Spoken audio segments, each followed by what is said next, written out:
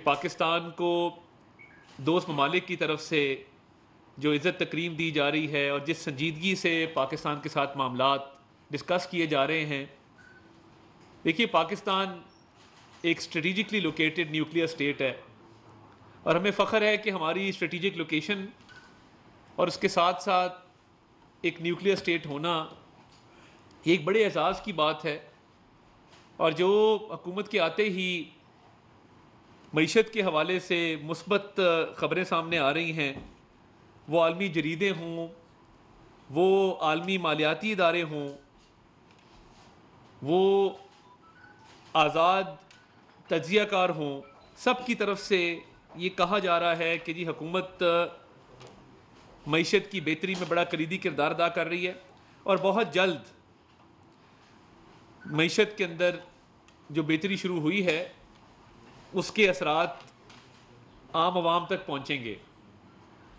تو میں سمجھتا ہوں کہ یہ ہماری بڑی خوش قسمتی بھی ہے، اور وزیر اعظم صاحب اور ان کی پوری کابینہ پوری لگن سے، پوری محنت سے، پوری تندہی کے ساتھ اور معیشت کی بہتری کے لیے اقدامات کے حوالے سے اپنا بھرپور کردار ادا کر رہے ہیں اور دن رات ایک کیے ہوئے ہیں۔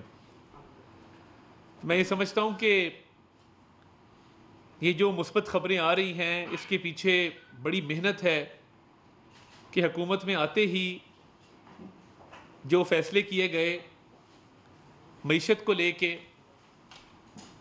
اس سے پاکستان کی بین الاقوامی سطح پہ بڑی پذیرائی ہوئی ہے۔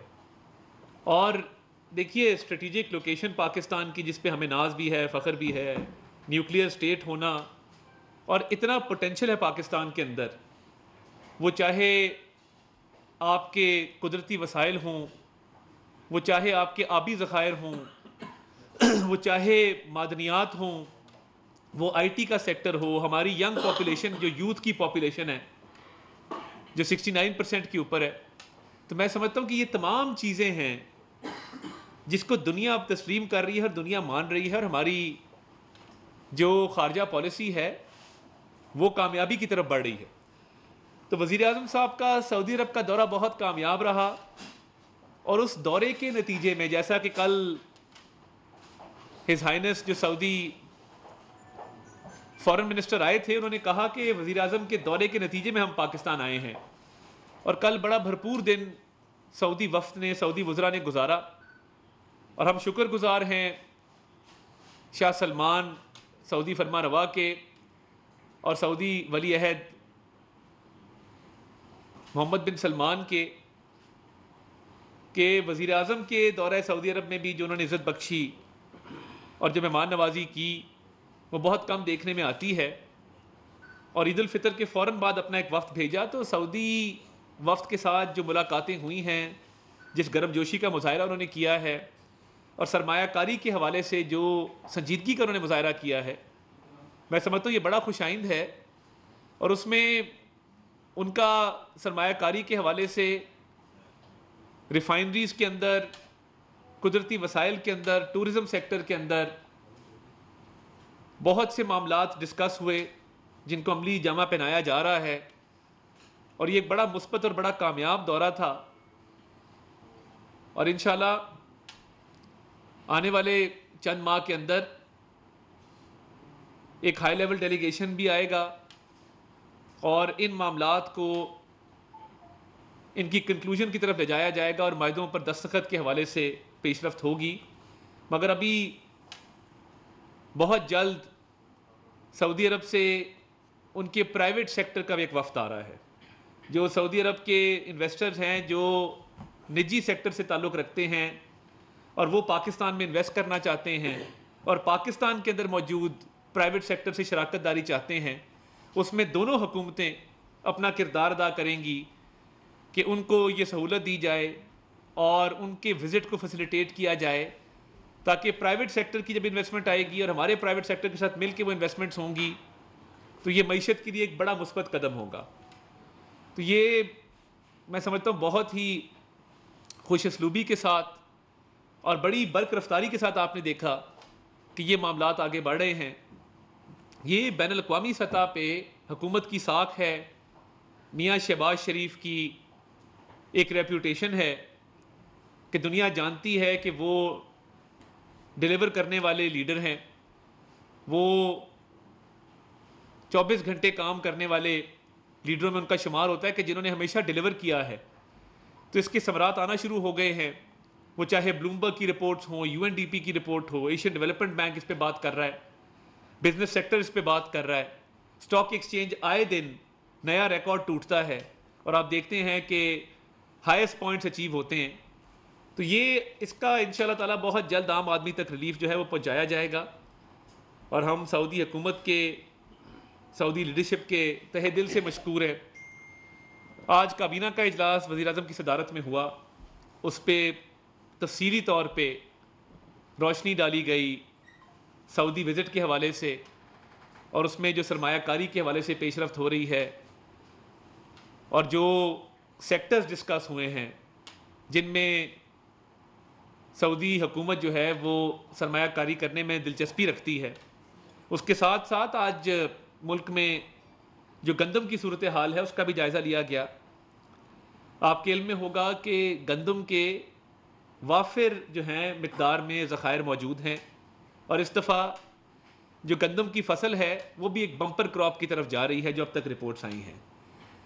تو آج یہ کابینہ نے فیصلہ کیا کہ چاروں صوبائی حکومتوں کو یہ خط لکھا جائے گا کہ جو ویٹ پروکیورمنٹ ہے اس کے ٹارگٹس بڑھائے جائیں تاکہ کسان سے زیادہ جو ہے وہ گندم لی جائے، اور اس کا ریٹ بھی اچھا رکھا جائے تاکہ کسان کو اس کا فائدہ پہنچ سکے.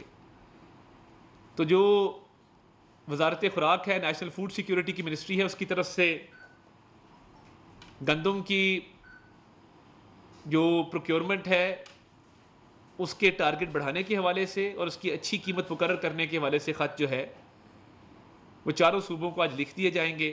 اور یہ اچھی صورتحال ہے، اس سے کسان خوشحال ہوگا، اور ایک اچھی فصل کا ہونا، وافر مقدار میں ذخائر کا موجود ہونا، میں سمجھتا ہوں کہ یہ اس کا بڑا مثبت جو ہے وہ ہماری رورل اکانومی کے اوپر جو ہے اس کے مثبت اثرات مرتب ہوں گے.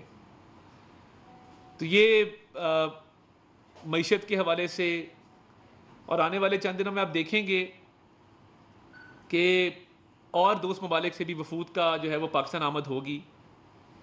ایک حکومت کے آتے ہی جو مبارکباد کے بھی میسیجز، پیغامات موصول ہوئے دوست ممالک کے سربراہان کی طرف سے، عید پہ جو ٹیلی فون پہ گفتگو ہوئی، میں سمجھتا ہوں کہ بڑی خوش آئند ہے. ادھر غزہ کی صورتحال پہ بھی تشویش کا اظہار کیا گیا ہے، اور یہ اس پہ غور کیا گیا ہے کہ وہ ایک تشویشناک صورتحال ہے جس کا فوری طور پہ حل بہت ضروری ہے. تو تھوڑی سیاست پہ بھی اگر آپ مناسب سمجھے آپ سوالات تو کریں گے، سیاست پہ بھی بات کر لیتے ہیں، کیونکہ میں ذرا حکومتی ترجمان کے طور پہ آپ کے ساتھ معیشت پہ بھی بات کرتا ہوں، بین الاقوامی جو ہمارے تعلقات پہ بھی بات کرتا ہوں. دیکھیے، جو بلوچستان میں پہلا جلسہ اپوزیشن کی جماعتوں نے کیا وہ ناکام جلسہ رہا، اور جب کیمرے کا اینگل نیچے سے کراؤڈ کو دکھائے تو سمجھ جانا چاہیے کہ وہ سٹیج سے اوپر وائڈ شاٹ نہیں لے سکا کیونکہ اتنی تعداد میں لوگ موجود نہیں تھے. تھوڑا بہت میڈیا کو ہم سمجھتے ہیں، پچھلے 10-12 سال میں آپ سے بڑا سیکھا ہے. اور جو تقاریر بھی کی گئی، میں سمجھتا ہوں کہ یہ کمپنی چلنے والی نہیں ہے، اور آپس میں جو بدست و گریباں ہیں، گوہر صاحب کی سٹیٹمنٹ آتی ہے، اس کو مروت صاحب جو ہے اس کی تردید کرتے ہیں، عمر ایوب صاحب کوئی بات کرتے ہیں تو اس کے جو ہے منافی بات کر دی جاتی ہے شیر افضل مروت صاحب کی طرف سے. تو یہ تو آپس کی جو پھوٹ ہے طریقے انتشار کے اندر، وہ جب اپنی ہی صفوں میں اتحاد و اتفاق پیدا نہیں کر سکے تو انہوں نے اپوزیشن الائنس کیا بنانی ہے اور ایجنڈا کیا ہے. میں تو کہوں گا کہ جو معیشت مثبت طریقے سے آگے بڑھ رہی ہے اور اچھے اثرات مرتب ہو رہے ہیں، اور بین الاقوامی سطح پہ جو پاکستان کی پذیرائی ہو رہی ہے، وفود آ رہے ہیں، تو یہ تو ایک تازہ ہوا کا جھونکا ہے، اور اس سے تمام معاملات میں مزید بہتری آئے گی.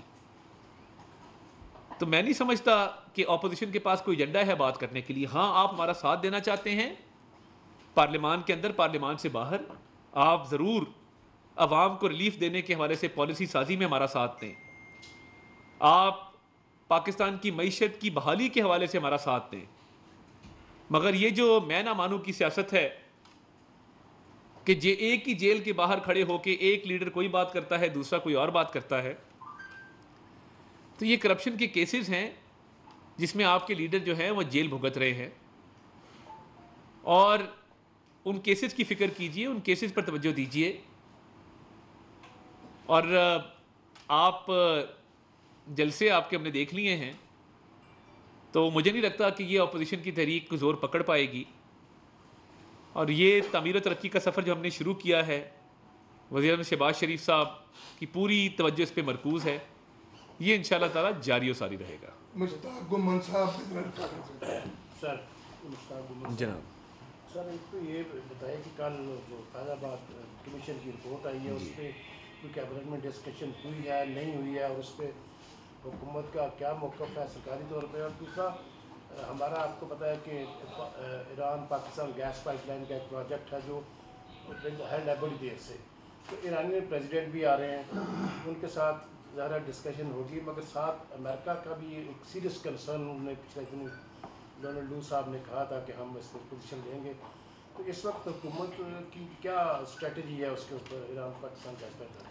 بہت شکریہ جی۔ دیکھیے پہلی بات تو یہ ہے کہ فیض آباد دھرنوں کی رپورٹ کے حوالے سے کابینہ کے اندر تو کوئی ڈسکشن نہیں ہوئی، نہ زیر غور آیا ہے، وہ منسٹر لاء جو ہیں وہ اس پہ کوئی اوپینین دے پائیں گے، اور وہ جلد اس پہ اپنی رائے سے، اپنی ماہرانہ رائے سے آگاہ آپ کو کر دیں گے۔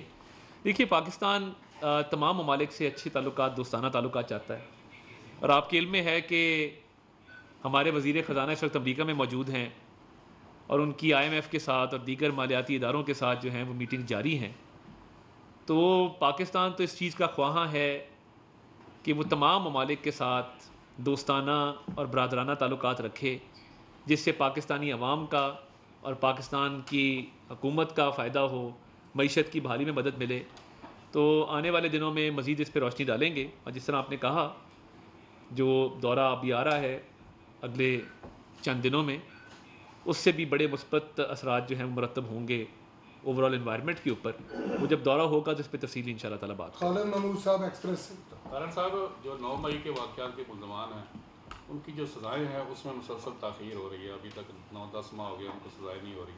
دوسرا یہ کہ کچھ چیزیں ایسی نظر آ رہی ہیں جیسے کوئی بیک گراؤنڈ پہ نہ کوئی ٹاکس ہو رہی ہیں، مذاکرات ہو رہے ہیں، ایسا کچھ سلسلہ ہے، عدالتوں سے بھی ریلیف مل رہا ہے۔ دیکھیے میڈیا نے خود اس بات کو بہت اٹھایا کہ جب گجرانوالہ میں 9 مئی کے ملزمان کو سزائیں دی گئیں، دیکھیے قانون کی ایک منشا ہے، قانون کا ایک پروسیس ہے جس کے تحت جو ہے سزاؤں کا جو ایک عمل ہے وہ مکمل ہوتا ہے، اس میں پراپر ٹرائل ہے، ٹرائل کے اندر جرا ہے، ٹرائل کے اندر جو گواہان ہیں ان کے بیانات قلم بند ہوتے ہیں۔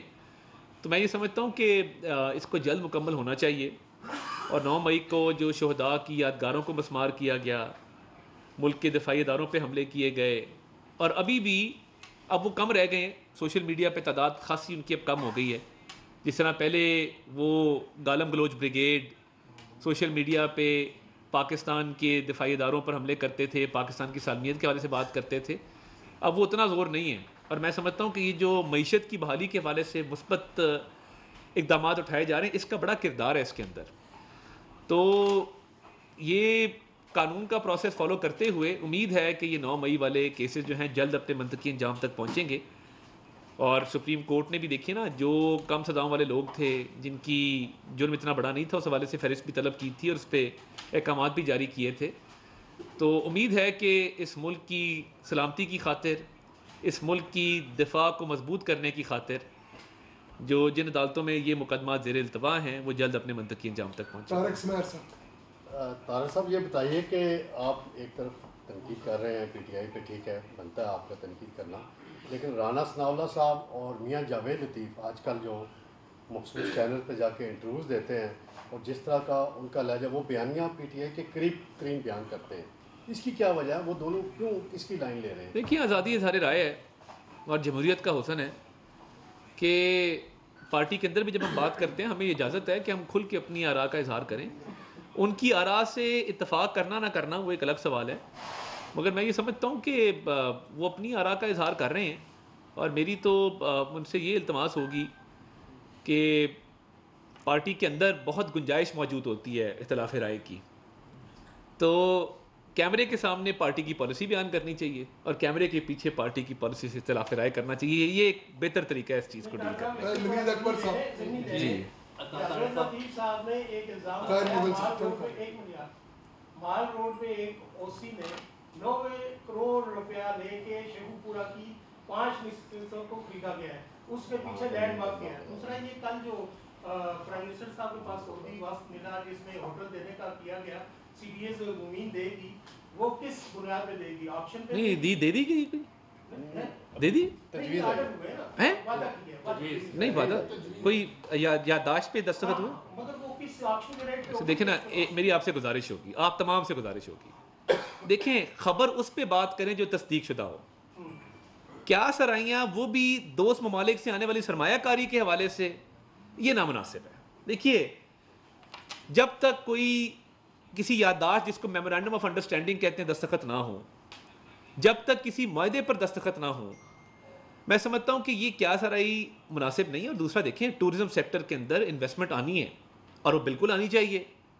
اور ادھر ایک ہوٹل مافیا پاکستان میں ایگزسٹ کرتا ہے جو ہوٹل کی کوئی اور چین آنے نہیں دیتا. آپ کا اسلام آباد دارالحکومت ہے، میں آپ سے علیحدہ بات کروں گا کتنے ہوٹل ہیں یہاں پہ اسلام آباد کے اندر. میری فیملی 1964 سے بیٹھی ہے G6 سیکٹر میں اسلام آباد میں. تو دیکھیں ملکی مفاد کو آگے رکھیں اور کیا سرائیوں سے ہم تھوڑا سا پرہیز کریں تو بہتر ہے. باقی جاوید لطیف صاحب کے بیان پہ میں اس کو سنجیدگی سے نہیں لیتا اور میں سمجھتا ہوں کہ درست بات نہیں ہے. نوید اکبر صاحب آر ٹی وی. جی صاحب نوید اکبر سر، سعودی وزیر خارجہ کی قیادت میں بہت بڑا وفد آیا، یقیناً آپ نے بتایا بھی ہے، اور سعودی اسسٹنٹ ڈیفینس منسٹر بھی پاکستان پہنچ چکے ہیں.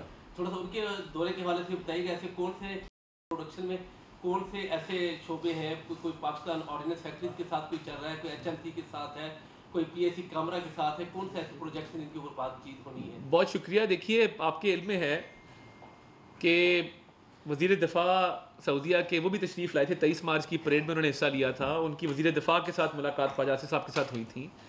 دفاعی پیداوار اور دفاع کے شعبے میں آپس میں اشتراک اور تعاون کو مزید بڑھانے کے حوالے سے بھی بات ہوئی تھی.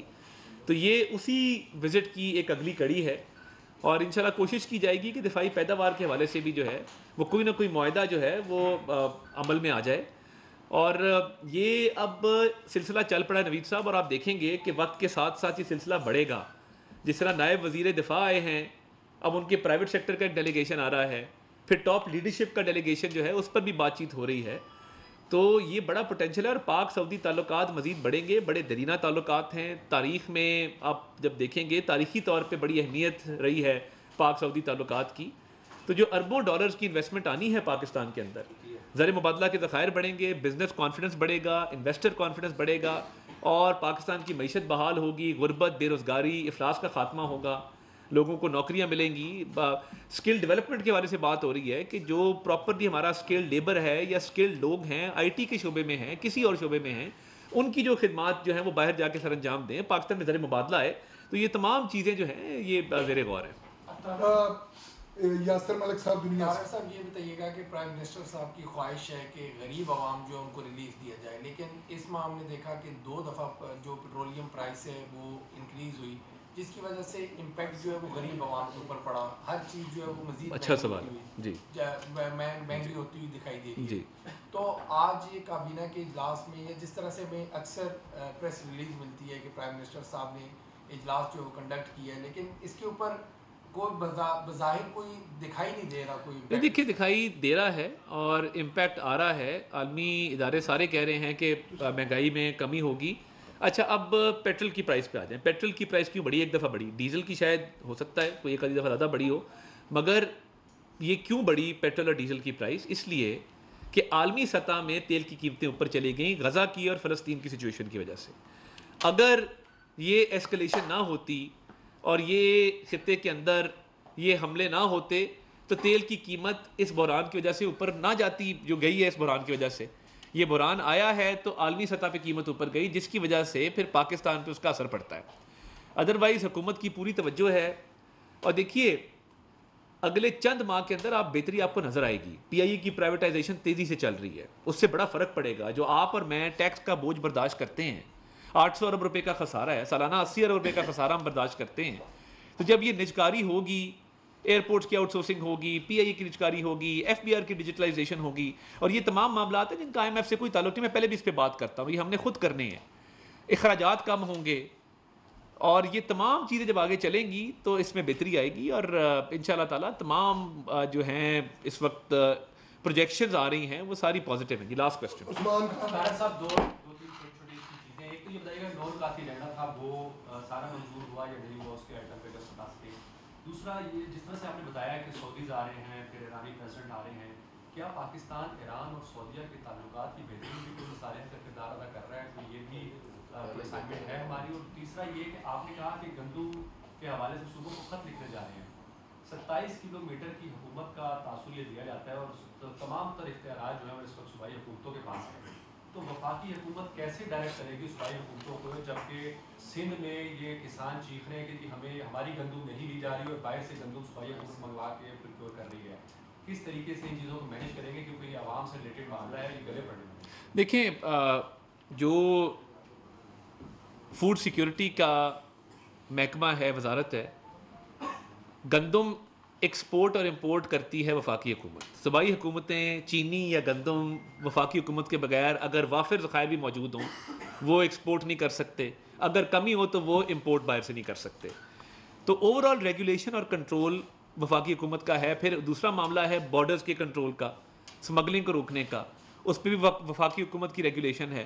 تو میں سمجھتا ہوں کہ یہ وہ معاملہ ہے جو بالکل 18th امینڈمنٹ کے بعد بالکل ڈیوالو ہوا, مگر وفاقی حکومت یہ ذخائر کو مینٹین کرنا, کراپ کی جو اس دفعہ جو بمپر کراپ ہو رہی ہے فصل کے حوالے سے صوبوں کو ان کی نگرانی بھی کرنا, ان کی رہنمائی بھی کرنا, تو میں سمجھتا ہوں یہ ہمارے فرائض میں شامل ہے.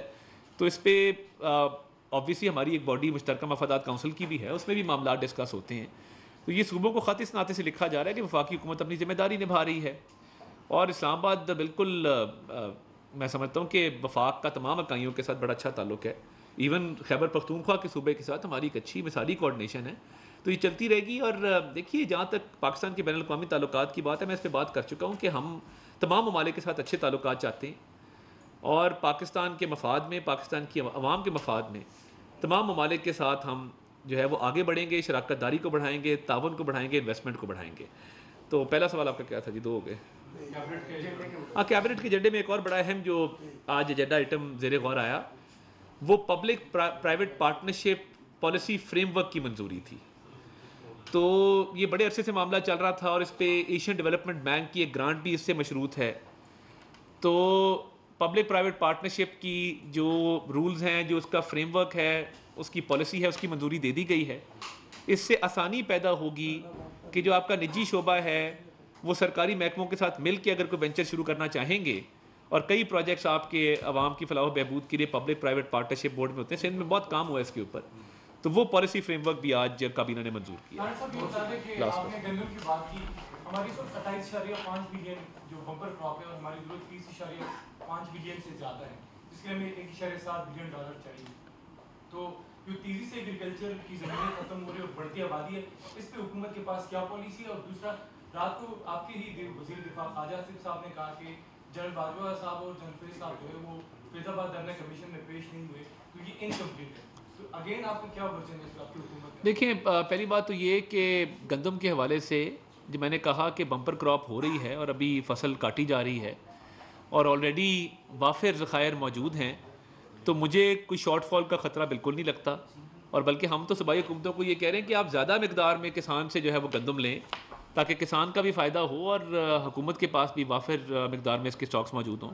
باقی خواجہ صاحب اپنی رائے کا اظہار کر چکے, خواجہ صاحب نے بات کر دی ہے, میں اس پہ کیا کہہ سکتا ہوں.